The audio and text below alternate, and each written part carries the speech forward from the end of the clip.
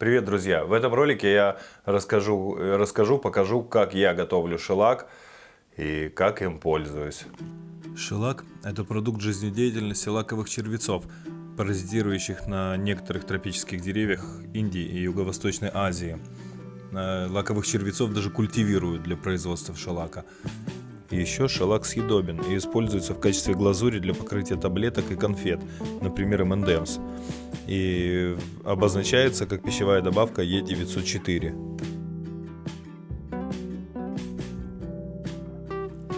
Для растворения использую медицинский спирт, так как у технического неприятный запах, но можно и им, конечно же.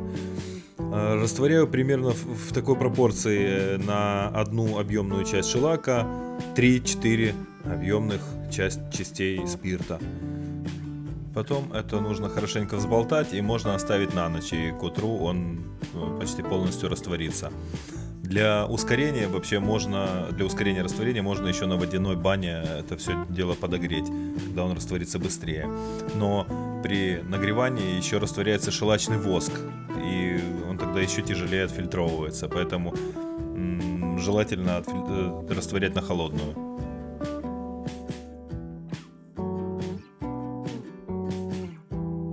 Вот уже, наверное, растворился.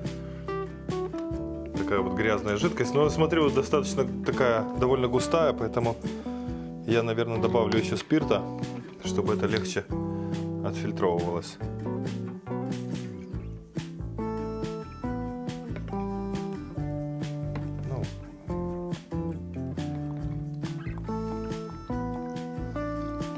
Вот так.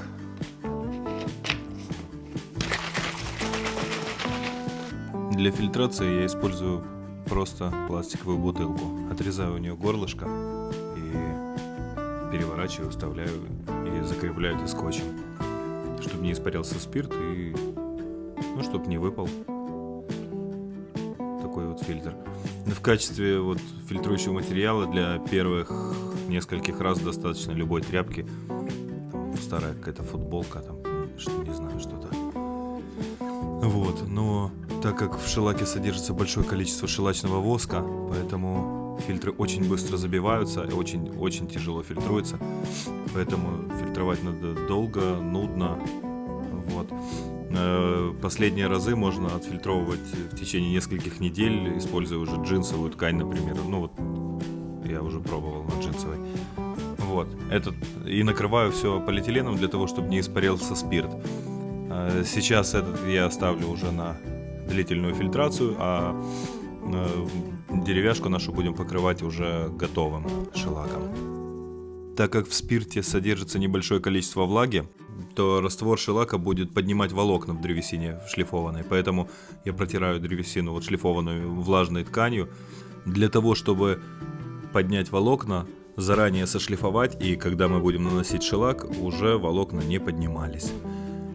Затем желательно покрыть древесину маслом, для того, чтобы уменьшить расход шеллака и для того, чтобы просто древесина пропиталась маслом, укрепилась, а шеллак оставит на поверхности только тонкую, прозрачную, глянцевую пленку. Каким-то странным образом масло никак не препятствует прилипанию шеллака к поверхности, а наоборот помогает не залипать тампону по сырому шеллаку еще. Вот поэтому даже когда покрываете уже там несколько слоев, то иногда надо смачивать поверхность капельками масла для того, чтобы тампон не залипал и не испортить покрытие. Для тампона я использую обычные какие-то старые футболки и все. Далее просто макаю тампон в шеллак и начинаю наносить. Сначала продольно, потом поперек, потом круговыми движениями. Хотя в одном мастер-классе я слышал, мастер говорил, что нужно покрывать только продольными движениями.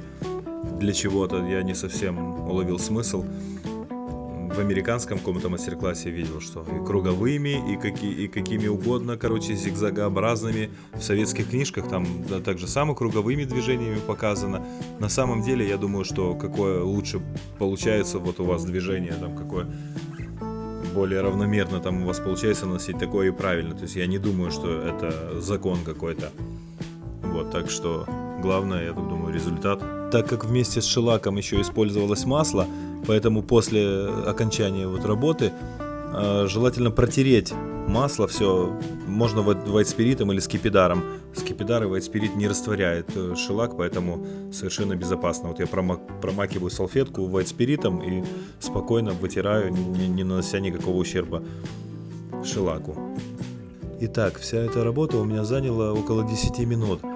За 10 минут мы получили глянцевое гладкое покрытие, очень тоненькое, вот, но для получения глубокого такого глянца эта работа не 10 минут и даже не одного дня. Просто надо наносить слой за слоем в течение там нескольких дней, давая каждому слою хорошенько просохнуть. И тогда можно получить такой глубокий глянец и красивый янтарный цвет, такой вот как на скрипках Страдивари. На этом все. Пока.